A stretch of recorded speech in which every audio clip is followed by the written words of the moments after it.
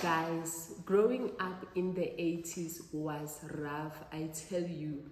I remember the festive season was a time of joy, of fun, of family meeting. But one thing that I had an issue was that no one informed you as a child of what's happening. Dumelang, welcome back to my channel, The Unlearning with Joey. Thank you for subscribing. If you are new here, I hope that you will join our family. So today I'm sharing things that I wish I was told or informed as a child when it came to the festive season. And these are the things that I'm implementing with my kids. You know how people will say that we don't have boundaries, but the truth is that it was never modeled to us as young people or as kids.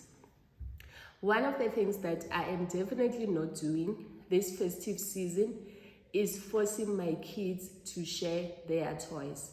I know sharing is caring, but is it really? If you are forcing your child to share their favorite toys, is that part of caring? And what are you teaching them? That other people's feelings are more important than them. And if we are honest, as adults, do we share everything? I certainly do not. I remember growing up, there used to be this poster in my aunt's house. It used to say, we can share everything except my husband.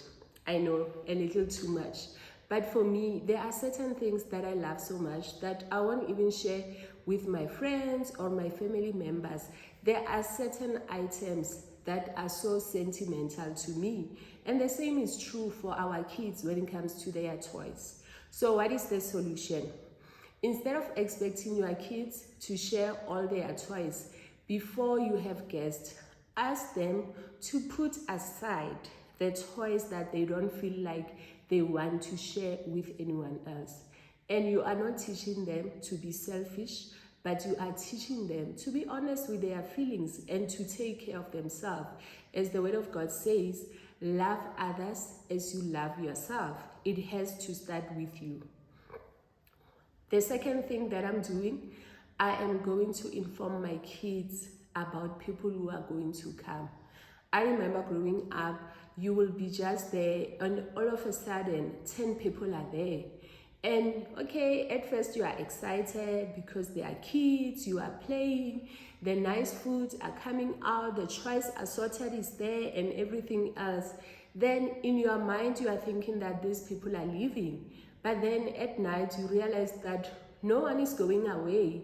Then as a child, because you are so used to the routine that you have at home, you start feeling uncomfortable. And usually your family members or your parents, they will say that you are being selfish, why are you being moody?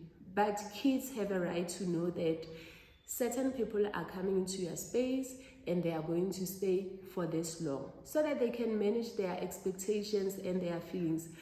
I am also one of those people who need to know, I need to be prepared that you can't just rock up to my place. You need to tell me so that you can check if I'm available, and also do I have capacity for visitors, because sometimes we are not always on high energy. Sometimes you are just tired, you just want to be by yourself. The next thing you have to entertain other people when you are not really in that spirit. The third thing, if you are taking your kids out or if you are planning something for them, please involve them. This one, I had a rude awakening. I remember one time I was so excited. I planned an outing for me and my kids. Then in the morning, I told them to bath. Then the older brother was like, but I've got plans. And I'm like, which plans? Hey, I'm the parent. And he had plans to study. So in his mind, because he was not going anywhere, I did not tell them. It was supposed to be a surprise. And I was so disappointed because I felt like, but this is for you guys. But when I took time to reflect, I understood what he was saying. As much as I also appreciate people letting me know that, okay, get ready, maybe we are going to this place. They too have a right to be informed of what is going to happen. Maybe you are wondering, what if I want to surprise them? I think you know your kids best. I know with mine, surprises don't really work, especially with the older one because he's a teenager now. But with the younger ones, surprises are better because if I tell my second born that we are going somewhere, he will be literally asking me every second.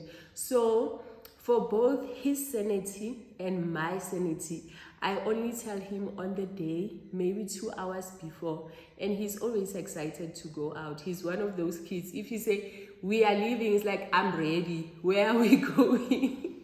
So you will decide what works for your family or what works for your kids. The fourth one, the GPT parent. You know, during the festive season, you just want to have fun. You want everyone to be happy. Then when you are happy, your kids start fighting because, Mama, as I took my thing, Mommy, Tiamo doesn't want to. And usually as parents, what we will do, we will ask the elder parent to be the bigger person. Because it makes sense. It's like, okay, at least you can understand if we tell you whatever. But the thing that I continue to understand as the firstborn and the elder from my family is that sometimes the firstborn, they too need protection. And the little kids, they need to understand that, you know what, sometimes even if I throw a tantrum, even if I cry, I need to understand that when my mom said no, it's a no. So during the festive season, make sure that you protect all your children. Make sure that you protect that child who is usually so understanding, the one who does not throw a tantrum, the one who does not roll, the one who does not bang a door. But do they bang doors? I don't think I allow that. Yeah, that's another conversation. But what I'm saying is that make sure that you do not forget about that child who is usually so understanding. So during the festive season, because we are all so happy and excited, it can be easy to forget to look at them. The last thing that I'm not doing is not expecting perfection from my kids, because the truth is that perfection is overrated. None of us are perfect. That includes myself. So I'm not expecting my kids to do the impossible. I'm not expecting them to sit still because they never do it. So I don't know why do I think just because it's festive season they are going to change. I'm not expecting them to be human. I'm not expecting them to start acting as if they are adults, because the reality is that they are not adults, and there are certain things that they are going to do that sometimes annoy me, but it's because of the stage that they are at. As they grow and learn different ways of managing their emotions, things are going to get better. So let me know which one resonates with you. Which one have you seen growing up? I know that I experienced all of them. I loved the festive season, but there were times where I felt so overwhelmed because I felt like my needs were never really catered for. Thank you so much again for watching. Thank you for subscribing. Don't forget to comment, to like, and to share the video with other people, because that is how I get to grow. Thank you. Bye. It's how many?